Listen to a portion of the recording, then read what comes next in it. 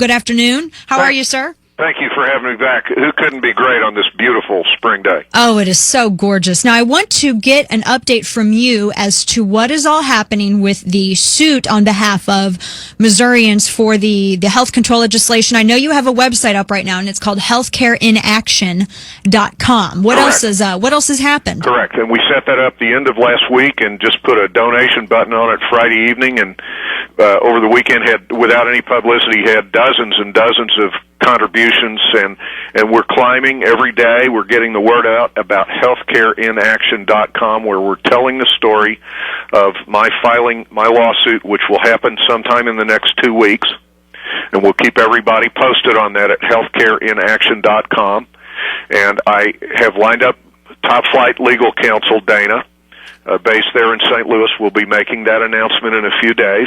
We've been discussing legal strategy and the possible addition, the likely addition of new plaintiffs who will be joining me in bringing these legal claims. And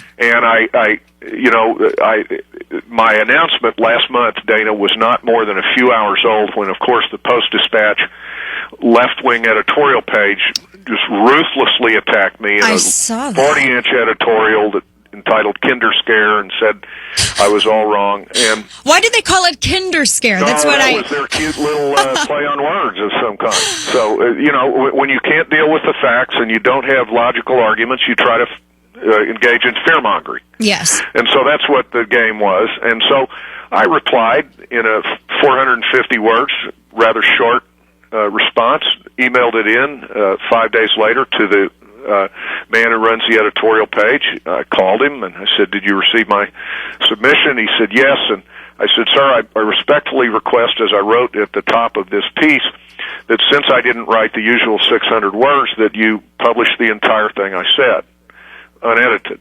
Well, he didn't make that commitment. I asked him for an op-ed piece with a little more prominence. He said, "No, it'll be a letter to the editor." So I lost. But then two Saturdays ago, I pick up the Post to find my letter in there. Yeah. And it was butchered. Did you see the unedited version? I did. I know you have something up on teamkinder.com, and did. I thought that, I can understand like editing for brevity or editing just to tighten up some of the... Or if I had repeated myself, which I didn't. This was, though, I thought it was very... real meat. Well, it was edited too, and I was looking at this. The first paragraph: Lee Enterprises, parent of the St. Louis Post-Dispatch, has expressed in its SEC filing to shareholders its concern over rising healthcare costs due to the newly enacted federal healthcare law. Lee Enterprises thus joins Verizon, AT&T, John Deere, Caterpillar, and 300 other companies. Now, I saw that and I thought, well, obviously they're a business. They should be concerned about it. Why would they want to hide genuine, valid concern, especially when there are other businesses bigger than them that are doing the same? Well, because if the day ever did exist when the Post-Dispatch did honest, completely open, above the board, no agenda reporting of the news, that day is behind us. Yeah. They no longer have the integrity that we have every right to expect from a daily newspaper. They edited those two sentences, and that's a fascinating nugget of information, don't you think? Yes. Well, I know that they had problems with me when I talked about Second Amendment in a column that I used to write, or when I mentioned if I got anywhere near conservative, it was scary. But, and then they took out later, I said, this is, after all, the editorial page. Your own record is not that glittering. You're the editorial page that twice told your readers to vote for disgraced, now ex-Illinois Governor Rod Blagojevich, and they deleted that as well.